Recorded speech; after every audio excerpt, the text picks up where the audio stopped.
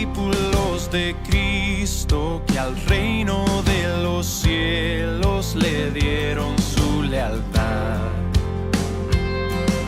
Siervos que ante él se postran. Mis hermanos, les invito que abramos la Biblia en el capítulo 7 del libro de Apocalipsis. Continuamos con la serie expositiva Jesucristo, Rey de Reyes y Señor de Señores. Apocalipsis capítulo 7. Y voy a leer esta porción desde el versículo 1 hasta el versículo 8 en favor de mis hermanos.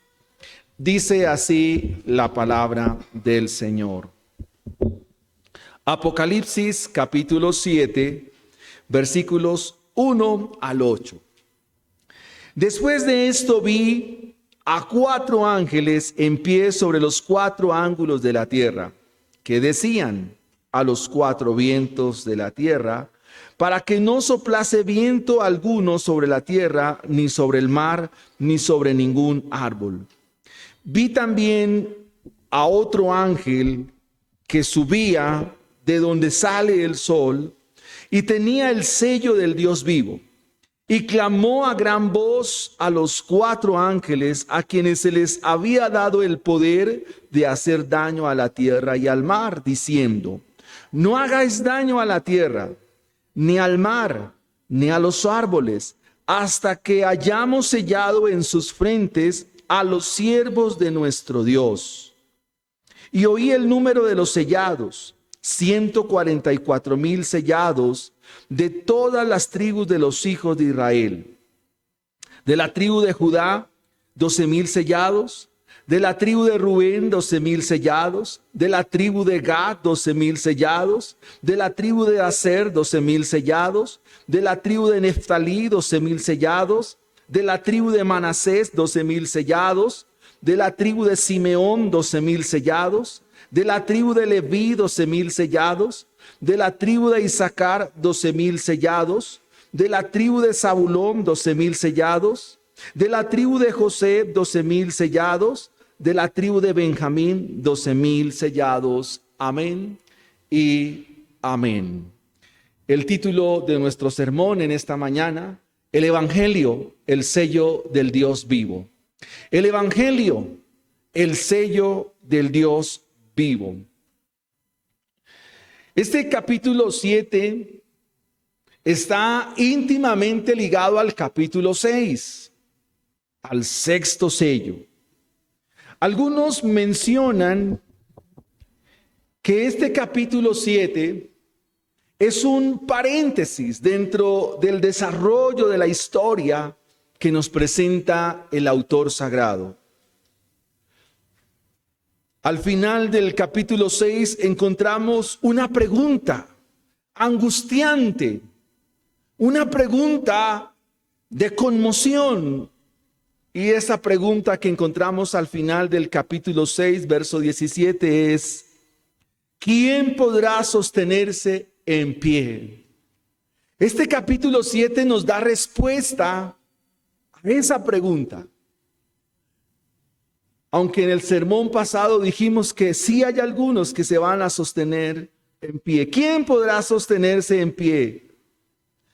Es de esta manera que el autor sagrado quiere traer aliento. Escúchese bien, el autor sagrado quiere traer aliento. Quiere traer mucho ánimo, mucha esperanza y un inmenso consuelo a los fieles ante aquel gran día de la ira del Señor. Porque así es como se mostró en el sermón pasado. ¿Qué es lo que va a hacer este pasaje del capítulo 7 en especial? Mostrarnos consuelo, esperanza, ánimo, aliento, fortaleza.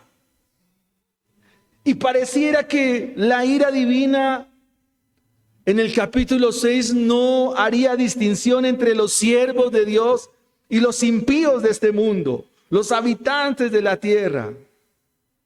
Pero para aquellos a quienes Dios ha escogido, aquellos a quienes el Señor desde la eternidad llamó a salvación y que los llamó a ser propiedad de Él, serán fielmente preservados hasta aquel día final.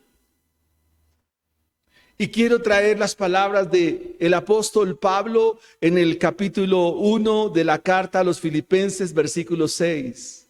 Persuadido estoy de que el que comenzó en vosotros la buena obra es perfecto para terminarla hasta el día de Jesucristo. Es de eso que se trata este capítulo 7. Que el Señor fielmente preservará a los suyos. Los suyos llegarán a buen puerto.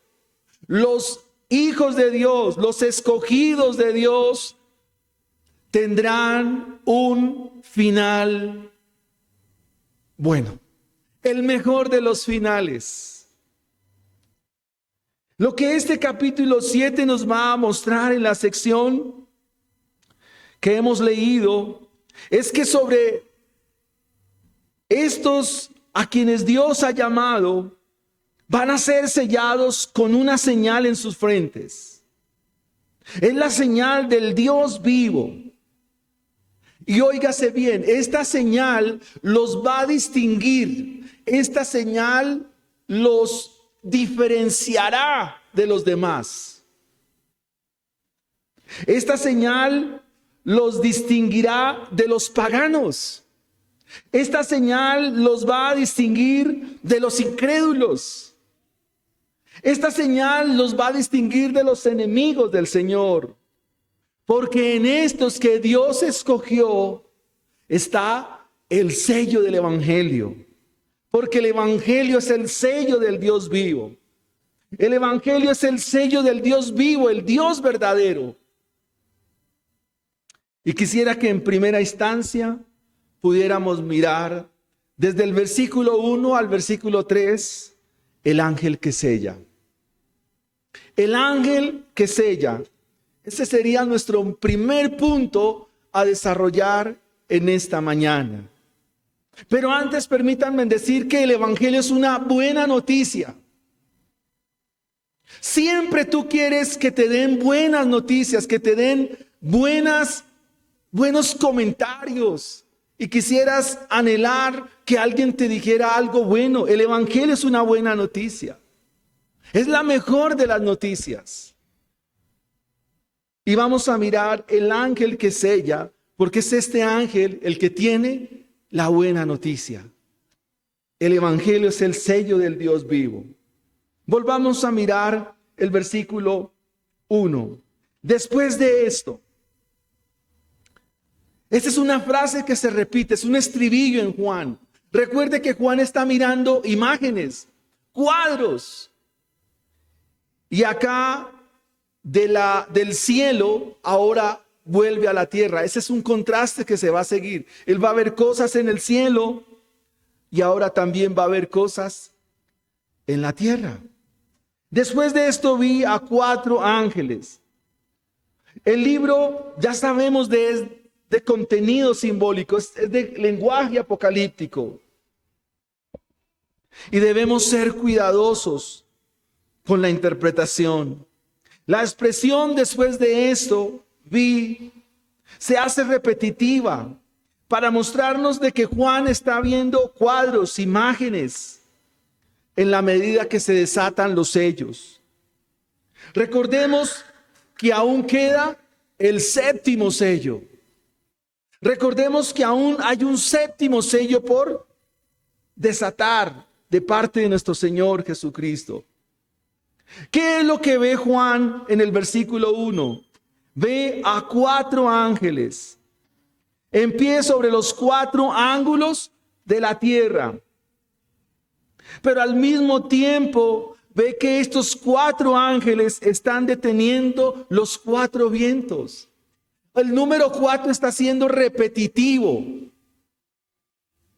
Y es muy importante porque Juan de manera intencionada nos muestra que los ángeles son criaturas y que hay que ser cuidadosos, dije, porque si ustedes vuelven a leer el mensaje a las iglesias, ¿cómo se presentaba el mensaje? Escribe al ángel, pero ese ángel era un encargado, alguien que presidía la iglesia, no era un ángel como criatura de Dios. Aquí sí son criaturas de Dios, excepto el quinto ángel. Por eso decimos que debe ser muy cuidadoso esto. Así que estos ángeles como criaturas de Dios están bajo el señorío de Dios, están bajo su dominio y control. Se someten a sus ordenanzas y deben ejecutar su palabra. Por ejemplo, el Salmo 103, versículo 20 nos dice: bendecid a Jehová, vosotros sus ángeles, poderosos en fortaleza, que ejecutáis su palabra, obedeciendo a la voz de su precepto. Esto significa que los ángeles se someten a Dios, obedecen su palabra, la ejecutan y la llevan a cabo. Estos 4 ángeles que están sobre los 4 ángulos de la tierra y que están deteniendo los 4 vientos, están a la espera de una orden. Y si usted es detallado en la lectura o tiene detalle a leer, estos 4 ángeles, ¿cómo están? Están de pie. Vi 4 ángeles. ¿Cómo están? De pie. Y cuando se nos muestra esta figura de pie, se nos indica que están listos, están prestos a recibir una orden. Están esperando esa ordenanza de parte del Señor para ejecutar lo que Él les dice que va a ejecutar. Estos ángeles están sobre los 4 ángulos de la tierra. Recordemos, amados hermanos, que el 4 tiene que ver con el número de la tierra. Y ilustra o representa los dominios de Dios. Es decir, que Dios domina sobre todo. Que Dios está sobre todo. Dios está al control de todo. Eso representa el número 4 en la Biblia. De ahí a veces se extrae los 4 puntos cardinales: el norte, el sur, el oriente, el occidente. Y la Biblia entonces nos menciona, amados hermanos, que estos 4 ángeles están puestos allí a la espera de una orden. Y la pregunta acá es: ¿qué es lo que están esperando?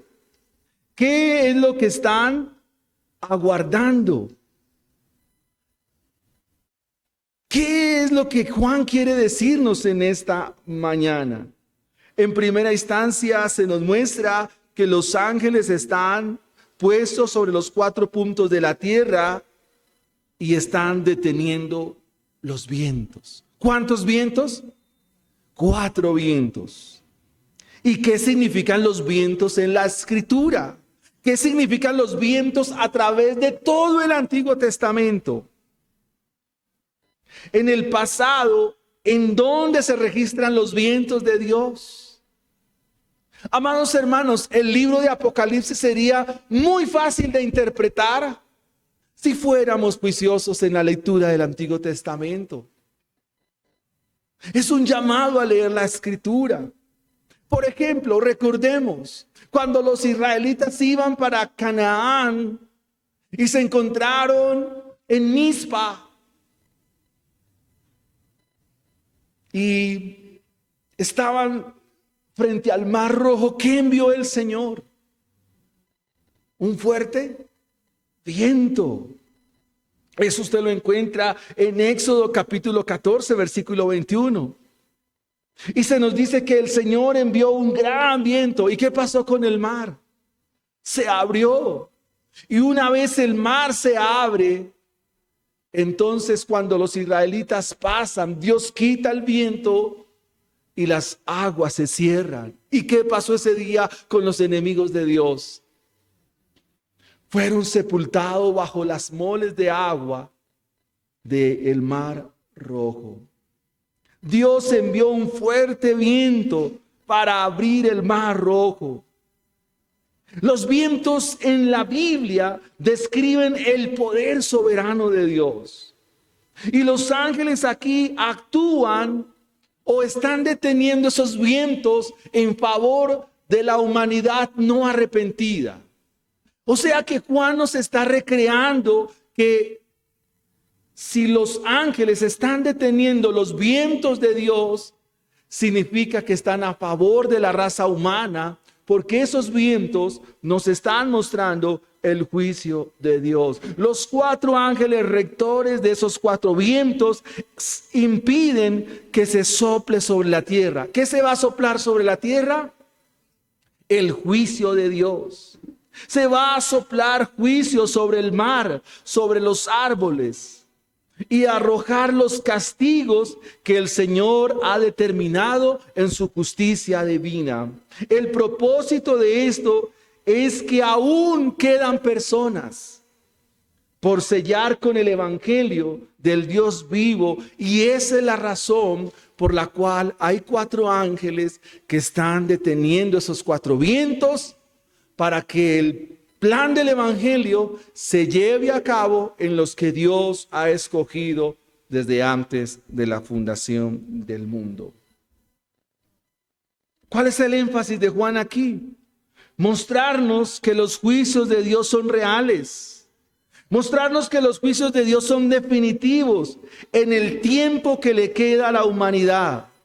Mientras se van dando todos estos sucesos y llega el fin, mientras llega aquel día, mientras llega aquel momento, ¿qué está haciendo Dios? Dios estará llamando al evangelio. Dios llamará a los pecadores, como cantábamos, al arrepentimiento. Dios estará llamando a los que han de ser salvos. Se salvarán, desde luego, por la predicación del evangelio. ¿Qué quiero decir con esto? Que aún hay salvos por salvar. ¿Me entienden la frase? Aún hay salvos por salvar. O sea, son salvos porque son escogidos de Dios, pero hay que salvarlos por la predicación del evangelio. Los vientos están detenidos sobre 3 elementos de la naturaleza. ¿Cuáles son? La tierra, el mar y todo árbol. Y esto es sumamente interesante, porque estos 3 sustantivos describen la totalidad de la naturaleza. ¿Dónde está eso? Génesis capítulo 1. De allá sacamos esta conclusión. Génesis capítulo 1 nos dice que la tierra, el mar y todo árbol ilustra o representa la totalidad de la naturaleza. Juan está volviendo a recrear lo que pasará previo al juicio de Dios. ¿Qué está recreando Juan? Que antes de que venga el juicio de Dios, Dios va a salvar por la predicación del evangelio. ¿A quiénes? A los que Él ha llamado, a los que Él ha escogido para salvación y vida eterna. El versículo 2 es muy interesante. ¿Qué dice? También, versículo 2 dice, vi también otro ángel. Y esto sí que hace interesante el pasaje, hermanos. ¿Por qué? Porque si es otro, no es lo mismo que los otros 4. Vi otro ángel que subía desde donde sale el sol. Normalmente los ángeles descienden, pero este ángel sube. Y sube desde un lugar. Hermanos, cada palabra del Apocalipsis es simbólica. Y este ángel sube ¿desde dónde? Desde el sol, desde donde sale el sol, desde el oriente. Y Juan, en su descripción de este ángel, dice que este ángel tiene algo. ¿Qué tiene este ángel? Un sello. Dice, tenía, no un sello, tenía el sello. Y los artículos aquí todos son importantes. No es lo mismo decir un que él. Tiene este ángel el sello, no un sello, el sello del Dios vivo. Y este ángel le da órdenes ¿a quién? A los otros 4. ¿Qué les dice? Les dice a gran voz. No es que les clama de súplica, sino de ordenanza. ¿Qué les dice? Esperen un momento. Aguanten. Esperen mi orden. Y clamó a gran voz a los 4 ángeles a quienes se les había dado poder de hacer daño sobre la tierra y el mar. ¿Y qué les dijo? Versículo 3. No hagáis daño en la tierra ni el mar, ni los árboles, hasta que hayamos. Pero si es un solo ángel, ahora cómo habla en plural, hasta que hayamos. Y esto es suprema. Hermanos, esto despierta el apetito por las escrituras. Hasta que hayamos sellado en sus frentes. ¿A quiénes van a sellar en la frente? A los siervos de nuestro Dios. Y según el libro de Apocalipsis, ¿quiénes son los siervos de Dios? Todos los cristianos, de todos los tiempos, de todas las épocas, de todas las edades. ¿Entienden la dinámica del pasaje? Pero miremos lo que dice la explicación. Otro ángel. La diferencia con los otros 4 ángeles es muy marcada, es muy clara. Porque este otro ángel es diferente de los otros. Es distinto de los otros que sujetan los 4 vientos. Este ángel sube desde donde sale el sol. Este ángel sube y en la Biblia se nos describe dónde se nos habla del sol. Por ejemplo, Malaquías 4:2, ¿qué dice?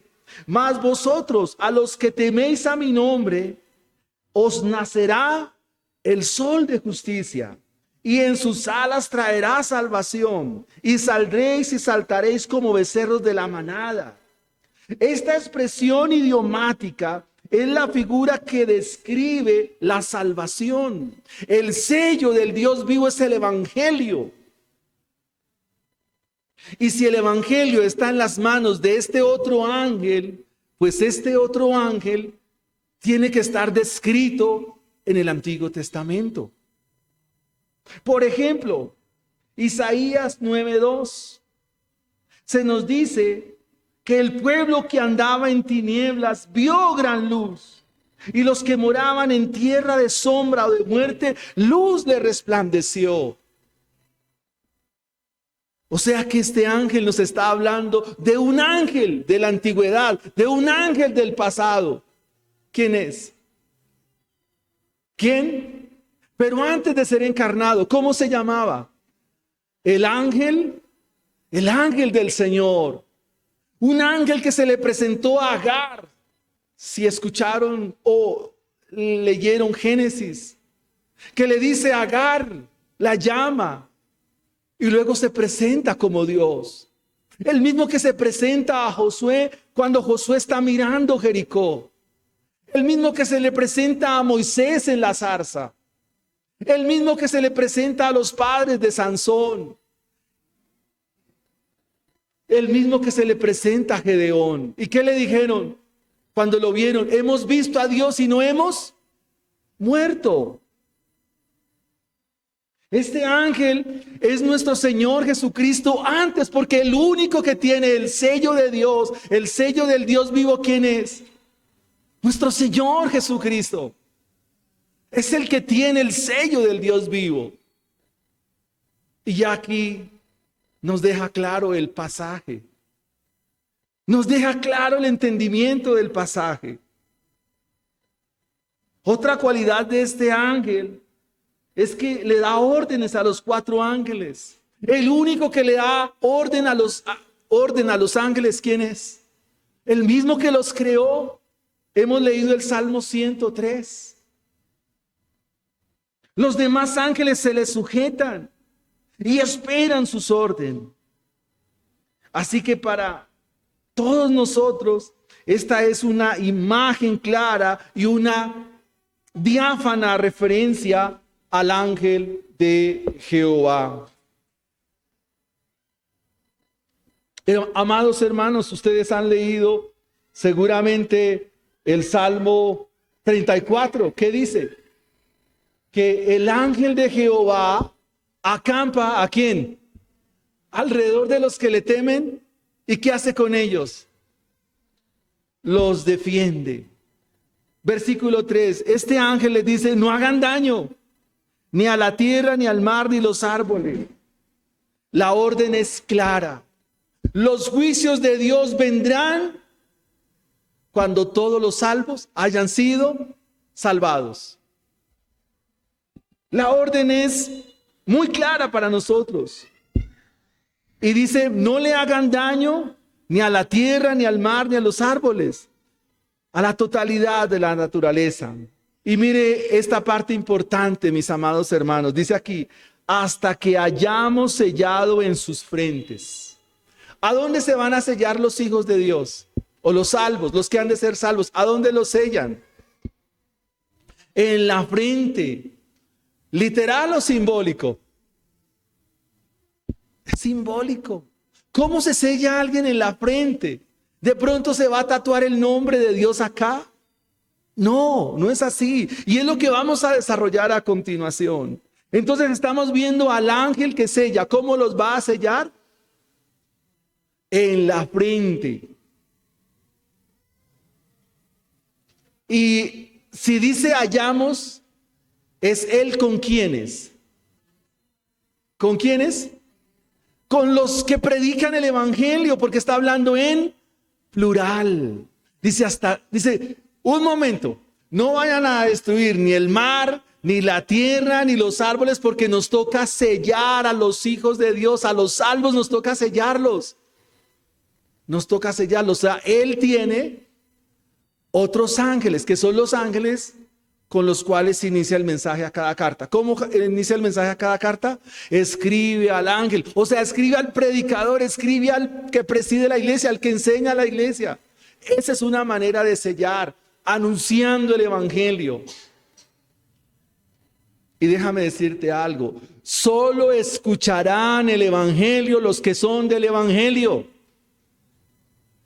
Yo sé que esto a veces no nos gusta oírlo, pero es lo que nos dice la Biblia. Solo el que es del evangelio escuchará el evangelio. Solo el que Dios ha llamado para salvación creerá al evangelio. Mis amados hermanos. Salmo 34, versículo 7. El ángel de Jehová acampa alrededor de los que le temen y los defiende. Ahora pensemos en lo que dice el versículo 3. El sello del Dios vivo. ¿Y qué será el sello del Dios vivo? Pues ya lo dijimos, ¿qué es? El evangelio. La buena noticia. El evangelio. Escucha esto, mi hermano. Cuando una persona escucha el evangelio, cree al evangelio, esa persona automáticamente es sellada con el evangelio. ¿Me hago entender, mis hermanos? Cuando a una persona se le predica el evangelio y esta persona cree al evangelio, automáticamente o inmediatamente es sellada con el evangelio.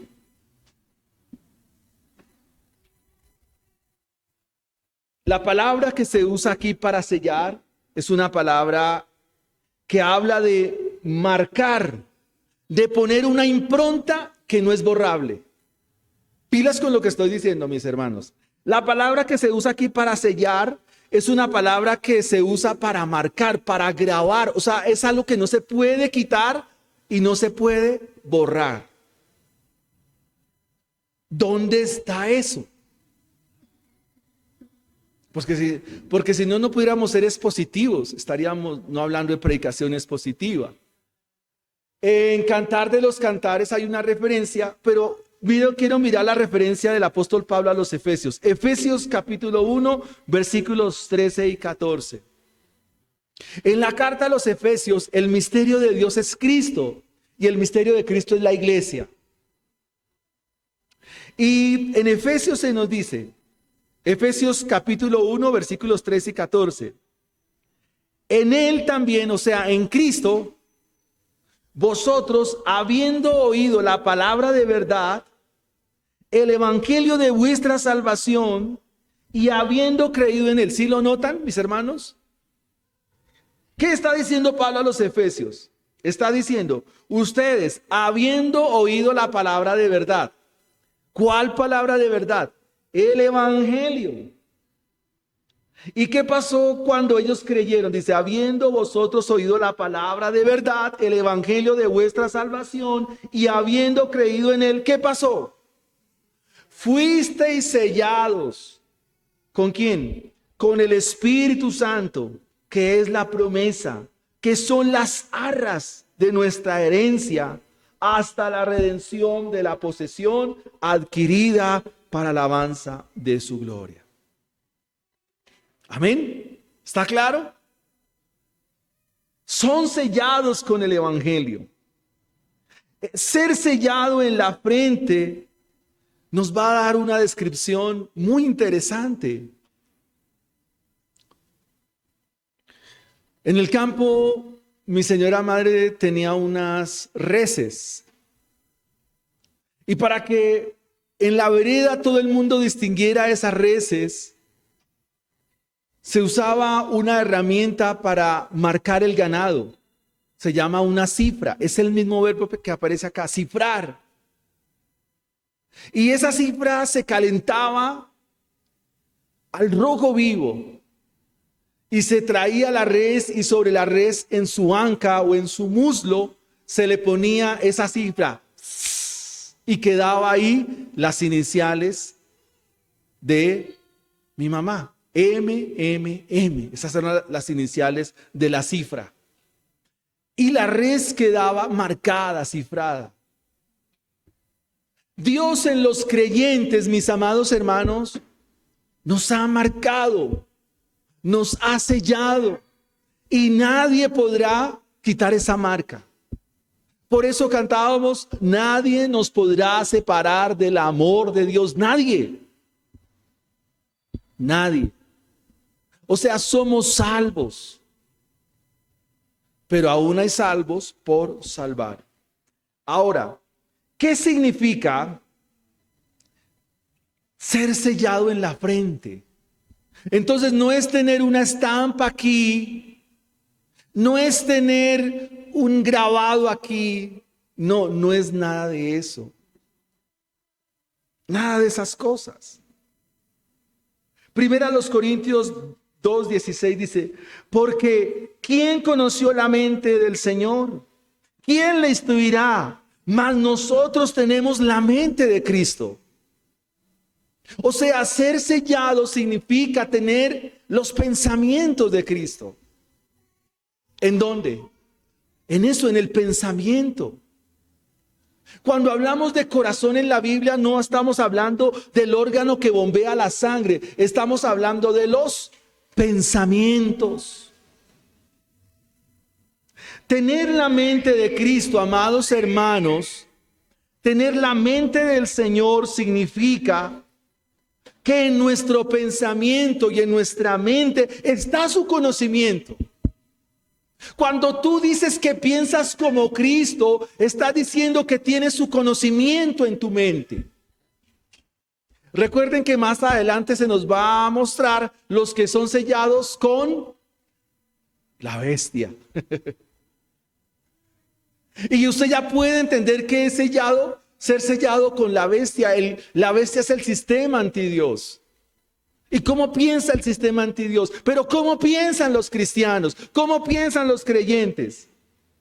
Ser sellado con el sello del evangelio es pensar como Cristo. Ser sellado es vivir en la fe que nos da el evangelio. La fe que viene por oír la palabra de Dios. La fe que viene por escuchar el mensaje de Dios. Ser sellado por Dios en nuestras frentes significa, amado hermano, ser renovado por la palabra. Romanos 12:1 y 2 nos dice que el creyente día a día es renovado en su entendimiento. Eso significa ser sellado por Dios. Espero estarme haciendo entender. ¿Sí? ¿Me están comprendiendo, hermanos? Ser sellado por Dios no es tener una marquita acá o escribirse un versiculito acá. No, mis hermanos. Ser sellado por Dios significa caminar en el evangelio. Ser sellado por Dios significa que entiendes el plan de Dios para tu vida. ¿Escucharon eso, mis hermanos?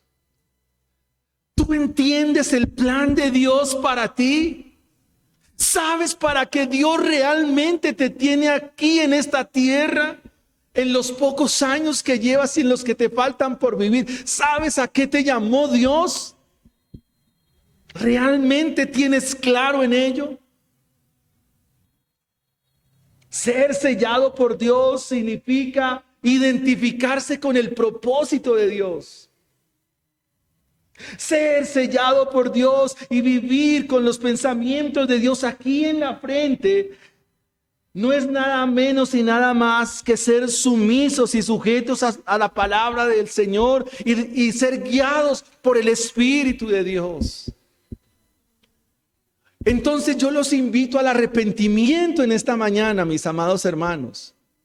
Porque si tú haces lo que tú quieres, no vives como la palabra de Dios lo demanda, no tienes claro tu propósito, no sabes por qué se es cristiano o no, o qué significa la vida cristiana, si eso no es claro en todos nosotros, entonces al final tenemos un buen momento para arrodillarnos y decirle: Dios, trae claridad a mi vida. Quiero ver el propósito por el cual tú me tienes, Señor. Eso es tener el sello de Dios en la frente. Tus pensamientos, tu cerebro está impregnado de la palabra de Dios, está impregnado del evangelio. En tu cerebro, en tu memoria, están no sé cuántos versículos de la Biblia. En tu memoria no sé cuántos salmos reposan, no sé cuántos pasajes de la Biblia están aquí, porque tenemos el sello del Dios vivo, que es el evangelio. Amén. ¿Está claro, hermanos? Y eso es una esperanza extraordinaria. Eso produce mucho gozo, mucha alegría, amados hermanos. Ser sellado por Dios y tener los pensamientos de Dios significa tomar decisiones conforme al evangelio. Es tomar decisiones conforme a la Biblia. Es tomar decisiones como nos lo indica su palabra, bajo sus principios, bajo sus ordenanzas. ¿Sabe por qué fracasamos tanto como creyentes?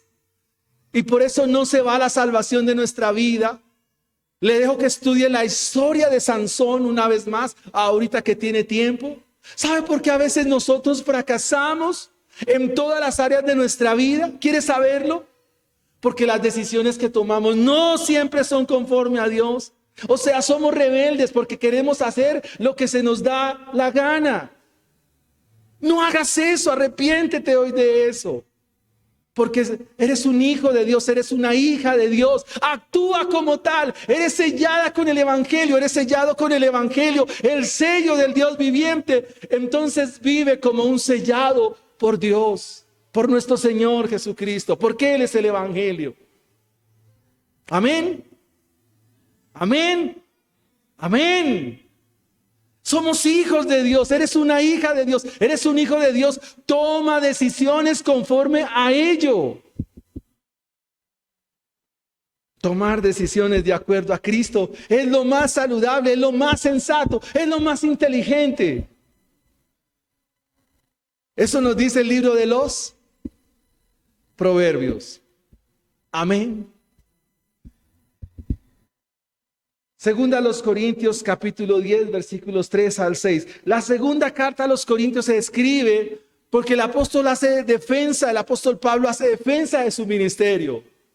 Porque habían unos sinvergüenzas en Corinto que llegaron a tergiversarlo todo. Llegaron unas personas a Corinto, unos falsos maestros, a distorsionar la verdad de Dios. Y el apóstol Pablo le dice estas palabras en el capítulo 10, versículos 3 al 6.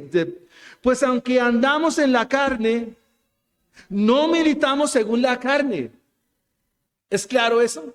O sea, estamos en este cuerpo, pero ya no hacemos lo que es de este cuerpo. Porque las armas de nuestra milicia no son carnales. Paréntesis acá. Si nosotros tenemos dificultades con nuestra familia, con nuestros hijos, hay algo que hacer de primeras: orar. Orar, ore al Señor. Ore primero. Es lo que Dios me ha indicado en este último tiempo. Yo le recito el versículo bíblico. Ora a tu Padre que ve en lo secreto, y Él te recompensará en público. Guárdate de hacer vuestra justicia delante de los hombres. Haga eso, mi hermano. Entonces el apóstol Pablo dice: las armas de nuestra milicia no son carnales. Nosotros quisiéramos convertir a los nuestros a la fuerza, a la brava. No va a funcionar. Dice, más bien, nuestras armas son poderosas en Dios para la destrucción de fortalezas, derribando todo argumento, toda altivez que se levanta en contra del conocimiento de Dios. Es decir, que en los que son sellados por Dios, el conocimiento de Dios está ahí en esa mente. El conocimiento de Dios está ahí en sus frentes, está aquí. Y ese conocimiento Dios lo usará para la conversión de los que van a ser sellados. Y acá dice uno de las frases más bonitas de la segunda carta a los Corintios. Dice: llevando cautivo todo pensamiento. ¿A dónde?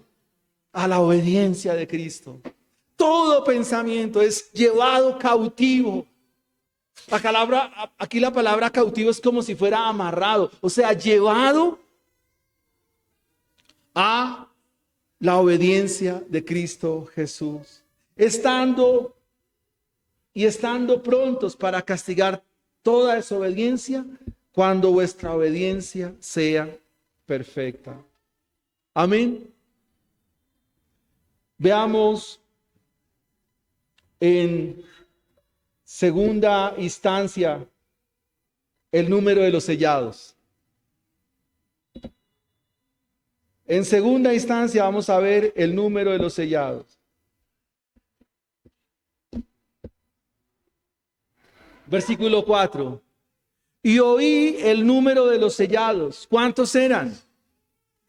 144,000 sellados de todas las tribus de los hijos de Israel. Por supuesto, esto es lenguaje simbólico. ¿En dónde está esta figura de los sellados? En el Antiguo Testamento, en el libro de Ezequiel, en el capítulo 9, versículos 1 al 11. Ezequiel capítulo 9, versículos 1 al 11. ¿Qué nos dice este pasaje, amados hermanos?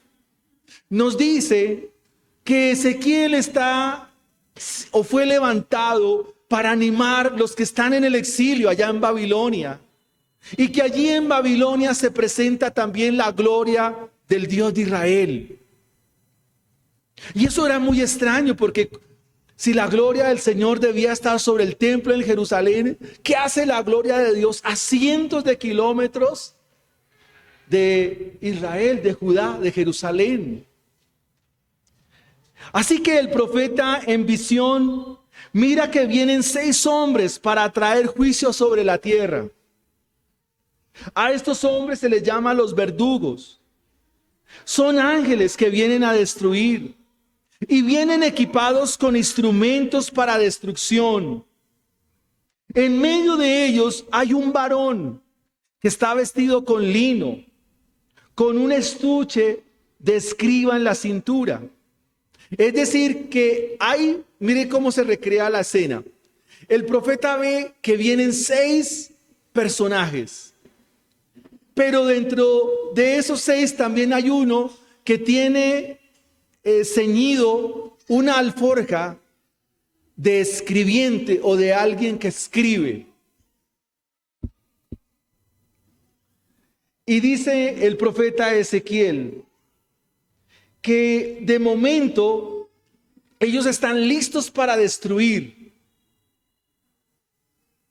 pero que el Señor llama, o Jehová llama al varón que está vestido con lino y le dice: ve y pon una marca sobre todos aquellos que están en lamento, que están en dolor a causa del pecado en el cual están morando. Y entonces este varón que tiene el lino pone una marca en la frente. Esa marca es la última letra del alfabeto hebreo, se llama Tau. Y esa letra significa propiedad de Jehová o le pertenece a Jehová. Los que no fueron marcados por esa letra, según el profeta Ezequiel, fueron destruidos por los ángeles. Es exactamente el mismo pasaje. Dice Ezequiel, dice que fueron puestos en aquellos una señal. Y los que fueron marcados o señalados, los que no fueron marcados, los que no fueron señalados, fueron destruidos. Al leer el texto de Ezequiel se describe que la destrucción, hermanos, y esto me pareció terrible, porque la destrucción fue para ¿quiénes? Para los bebés, para los niños, para los jóvenes, para las vírgenes, para los ancianos, para todos. O sea, la destrucción no escatimó si era un bebé. Ezequiel capítulo 9, versículos del 1 al 11, para que lo leas ahora más tarde. Ustedes pudieran decir, ¿y por qué un bebé va a ser destruido? Ezequiel capítulo 9. Porque si un bebé no tiene el evangelio, si un niño no tiene el evangelio, ¿qué va a pasar? Pues va a ser destruido. Niños, si en sus vidas no está el evangelio, van a ser destruidos. Por eso hay que vivir para Dios. ¿Ven? El número de los sellados. Juan está viendo el número de los sellados. Son 144,000 sellados de todas las tribus de los hijos de Israel. Los levitas, por ejemplo, llevaban un sello en su frente que decía santidad a Jehová o propiedad de Jehová. Y aquí hay algo muy interesante, mis hermanos. Versículo 4. Oí el número. Ojo, oye, no cuenta. Oí el número de los sellados, 144,000 sellados. El primer 12 representa al pueblo antiguo. Los creyentes que confiaron en la promesa de Génesis 3:15. ¿Cuándo se da la primera promesa redentiva? Génesis 3:15. Voy a decir esto, no es personal, mis hermanos, pero hay algunos que piensan que el pueblo de Dios es el pueblo de Israel. No, mis hermanos. Una cosa es ser israelita, otra cosa es ser israelí. Son dos cosas muy diferentes. El número 12 aquí representa los creyentes de la antigüedad. Aquí está la cruz del Calvario. Todos los de Adán hasta Cristo Jesús que creyeron al Evangelio es ese primer 12. El segundo 12 son los que, aquí está Cristo, los que ahora miran hacia la cruz del Calvario, después de Cristo. Y las cuentas, según el estudio, es 12 por 12 por 1000. El otro 12 son los creyentes que miran por la fe. Todos miraron por la fe a Cristo. Cristo ya obró la redención hace algo más de 2000 años. Y ahora aparece entonces 12 que representa todos los creyentes de la antigüedad. Esos que aparecen en Génesis 5. Noé, Abraham. Hay un hombre que se llama Arfaxad. Génesis capítulo 10. Génesis capítulo 11 nos muestra a un tal Taré, a un Nacor. Ellos creían al Dios vivo. Hay que contarlos también. Entonces todos esos creyentes representan el número 12. El otro 12, los creyentes del Nuevo Testamento, hacia acá. ¿Y el 1000 qué significa? Porque el 1000 va a ser motivo de discusión en el capítulo 20. ¿El 1000 qué significa? Lo que es incontable o lo que es indefinido.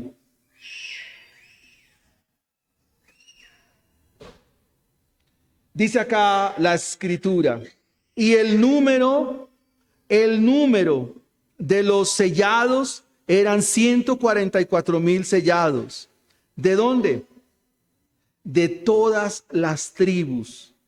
Pero aquí nosotros tenemos una confusión, porque si hablamos de tribus, pues nos referimos a las tribus de Israel, pero eso es simbólico, amados hermanos.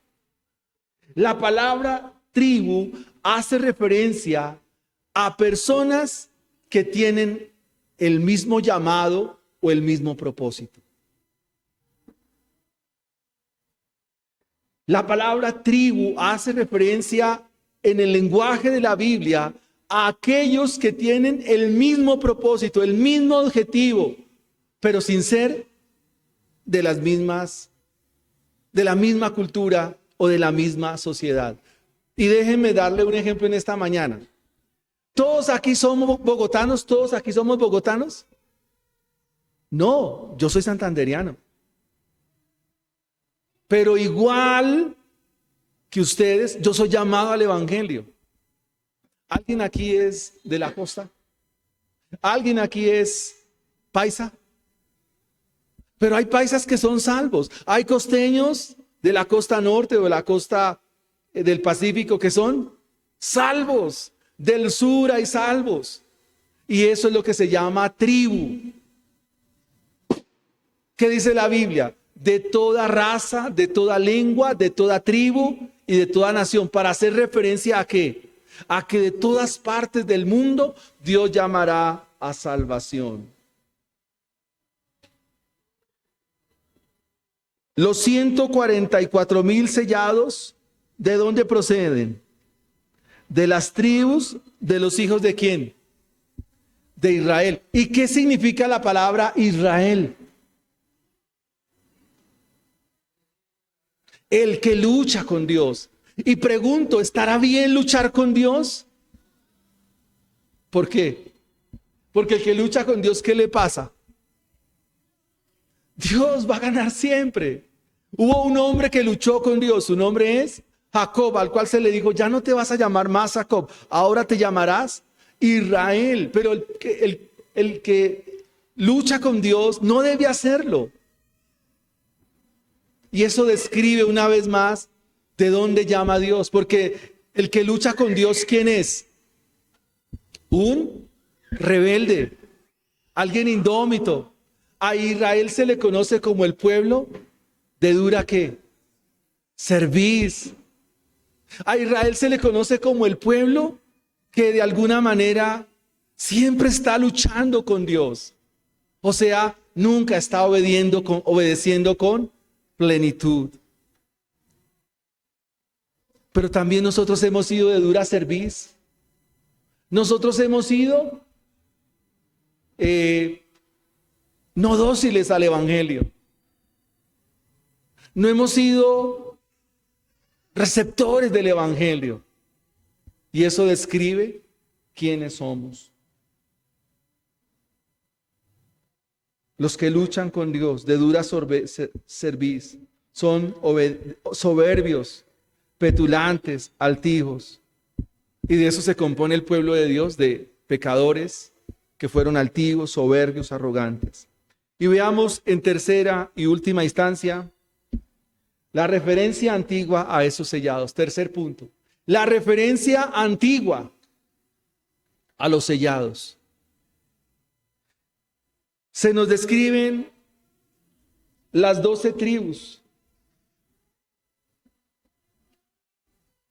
¿Ustedes se saben el nombre de las 12 tribus de Israel? Porque el buen estudiante de la Escritura es un estudiante que mira con lupa la Escritura. De estas 12 tribus que aparecen aquí, faltan 2. ¿Cuáles son? Faltan 2 tribus, la de Dan y la de Efraín. Pero uno cuenta y sí hay 12 de verdad.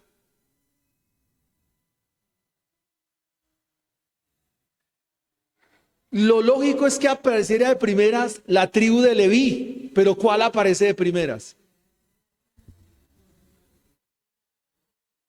Pero es que el libro nos dice que el Señor hizo de nosotros reyes y sacerdotes. Pero aparece de primeras Judá. Los primeros sellados son los de la tribu de Judá. Yo le pregunto, ¿usted es de la tribu de Judá? Por supuesto. Porque realmente Judá, ¿a quién está mostrando? A nuestro Señor Jesucristo. Él es de la tribu de Judá. Hermano, si tú crees al Señor, eres un verdadero israelita, porque vives conforme a la fe de Abraham. Un paréntesis acá. Hay una Biblia que hizo mucho daño a la iglesia. Se llama la Biblia de Scofield. Porque en esa Biblia se menciona una serie de cosas con Israel y todo eso, lo cual no es cierto. Lo cual no es correcto. Y le dejo otro capítulo de tarea, el capítulo 8 del Evangelio de Juan. Los fariseos le dicen a el Señor Jesucristo en esa confrontación, le dicen, si usted fuera, le dice, usted no tiene 50 años y usted dice que conoció a Abraham. ¿Y qué le dijo el Señor? Antes que Abraham fuese, yo soy. Y les dice estas palabras, miren, si ustedes fueran hijos de Abraham, las obras de Abraham harían. Y les dice de las más terribles expresiones en el Nuevo Testamento. ¿Qué les dice? Ustedes son hijos de vuestro padre, el diablo y las obras de vuestro padre. ¿Cómo quedaron ellos? Con pedrada en ojo tuerto. ¿Por qué? Porque, pero si yo vengo del linaje de Abraham, ¿cómo así que yo soy hijo de vuestro padre el diablo? Pues si se los dijo el Señor, no creo que el Señor les haya dicho un engaño. Hermanos, cuando se habla aquí de la tribu de Judá, se habla de los que son redimidos por el Señor. Se habla de la tribu de Judá. La palabra Judá significa el que alaba. Estos sellados por el Evangelio, son hombres y mujeres que saben alabar al Señor. Son hombres que alaban al Señor todo el tiempo, con entendimiento y con verdad, en espíritu y en verdad. La alabanza está sobre los sellados. En ellos hay gratitud a Dios. Esa muchedumbre que es incontable, sabe alabar, está llena de gratitud porque han sido sellados con el Evangelio. Luego aparece Rubén. Rubén es el primogénito. Allá en Génesis 49 el Señor le dice a Rubén, le dice, fortaleza y principio del vigor de Jacob. Y significa, ha mirado Jehová mi aflicción, pero se envileció. ¿Sabe qué pasó con Rubén? Tomó la esposa de su padre. Fue vil. Sin embargo, aparece aquí. Y este es un llamado una vez más para describir quiénes somos. En momentos de nuestra vida nosotros nos hemos envilecido, hemos sido inmorales, hemos sido infieles. Pero ¿qué ha hecho Dios en su grande misericordia y su bondad? Nos perdona una vez más. Nos muestra su favor. Aparece Gad. Luego aparece Aser. Luego aparece Neftalí, Manasés, el hijo que le dio a José estando en Egipto. Luego aparece Simeón. Luego aparece Leví. Y luego aparece Isaacar, Zabulón, Benjamín. Y aparece José. Todos ellos describen la realidad del pueblo de Dios, de los sellados por Dios, del evangelio, amados hermanos. Pero aquí hay algo que ustedes han mencionado y que está dentro de mi sermón en esta mañana. No aparece la tribu de Efraín y la tribu de Dan. ¿Por qué? Porque estas dos tribus se fueron tras la idolatría. Y el libro deja muy claro que ningún idólatra entrará en el reino de Dios. Y quiero que usted hoy reflexione, amado hermano, sobre lo que significa y lo que es la idolatría. No hay idólatras dentro de la iglesia del Señor. Apocalipsis 21:8, 22:15. Estas dos tribus no aparecen aquí porque son idólatras.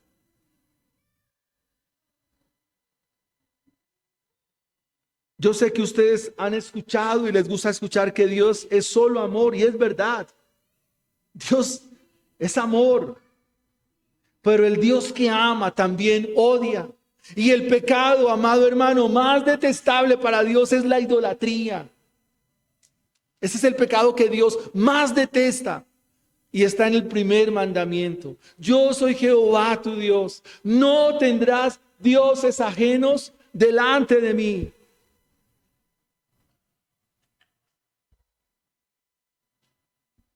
Proverbios 6:16 dice: hay 6 cosas que el Señor aborrece, y aún 7 abomina su alma. Y dentro de esas cosas abominables que Dios aborrece es la idolatría. Y quiero hablarte del peor Dios, el más ruin de todos los dioses, y que tú sigues amando. Tú mismo. Tú misma. Ese es el peor Dios. Ese Dios no te permite entender a veces el evangelio con la comprensión de la gracia y la misericordia. Ese Dios el cual tú sigues amando no te deja ver la fe. A nosotros nos falta fe.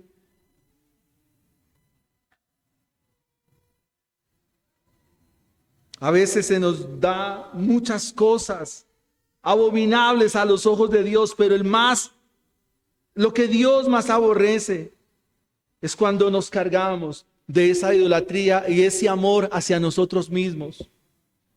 Y recuerde que la primera condición para ver el reino de los cielos, el reino de Dios, es la que dice el Sermón del Monte en el capítulo 5, versículo 3. Ser pobre en espíritu. La pobreza en espíritu es todo lo contrario a la soberbia, a la arrogancia. ¿Tú por qué no eres de un corazón enseñable? ¿Por qué no te sometes a la enseñanza en las Escrituras? ¿Por qué no te sometes a la palabra del Señor? Porque tienes un ídolo muy grande que necesita ser derribado.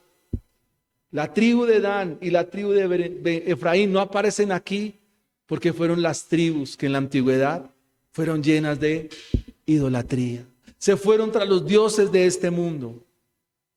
Y el Dios o los dioses de este mundo tienen un Dios principal, el Dios que está en el corazón. Piensen en lo siguiente, pensemos en esta época. ¿Por qué a veces muchos creyentes esperan que venga Navidad y todas estas cosas? ¿Para satisfacer qué? El Dios que está aquí.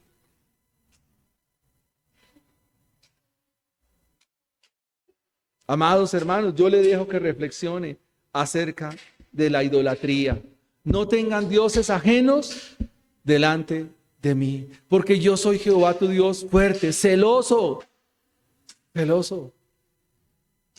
Mira, examínate a la luz de la palabra. ¿Cómo está eso que tú llamas yo? Eso se llama egolatría. Y no debe estar en nosotros. El evangelio necesita seguirnos sellando. Los pensamientos de Dios siguen avanzando en nuestro corazón. Miremos 2 aplicaciones y terminamos. ¿Tiene usted el sello del Dios vivo? ¿Tiene usted el evangelio en su mente? ¿Tienen ustedes, amados hermanos, el evangelio? Ustedes piensan como Dios, toman decisiones conforme a Dios, hacen las cosas como Dios dice, se someten a Dios, ¿son obedientes a Dios o nos falta? Nos falta. ¿Cómo escogemos una novia o un novio? ¿Bajo qué parámetros los escogemos? La persona con la cual voy a vivir, ¿cómo enseño a mis hijos? ¿Cómo yo trabajo? ¿Cómo soy fiel al Señor? ¿Verdad que aunque Dios nos ha salvado, todavía nos falta qué? Seguir viviendo en los pensamientos de Dios, seguir viviendo a la manera de Dios. Y aún seguimos abrazando las maneras de este mundo. Pero este es un momento para arrepentirnos, amados hermanos. Si vivimos el evangelio, en el sello del evangelio, ¿qué va a pasar? Hay consuelo, hay esperanza, hay protección. Seguramente usted para el 24, ¿en qué está pensando? Buñuelos, natilla, pavo. Y ahorita hay que ir a almorzar. Hermanos, ¿hay algo mejor que eso? Si usted no tiene sino para una guapanela y un calao, pero se lo come con la bendición de Dios, bendito sea el Señor. Amén. Ese es nuestro verdadero gozo, nuestra verdadera alegría. Hay muchos cristianos que son hinchas de Nacional o del Tolima. Y se ponen felices y se llenan de gozo. O los de Millonarios o Santa Fe o América. Y a veces se frustran porque sus equipos no ganan. Frústrese cuando el evangelio no esté en su vida y su corazón. Eso sí debe traernos ¿qué? Frustración. Porque todo eso ¿qué es?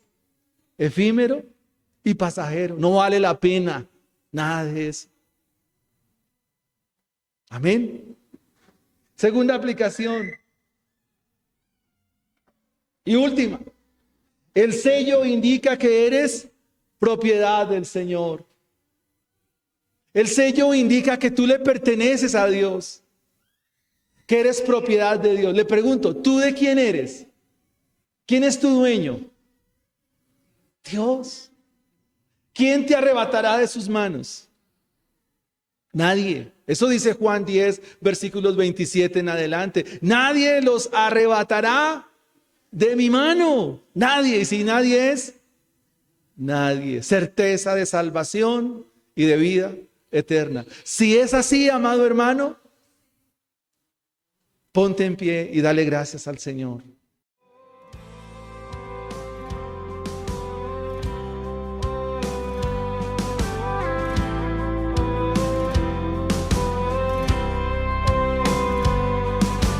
Fieles discípulos de Cristo que al reino de los cielos le dieron su lealtad.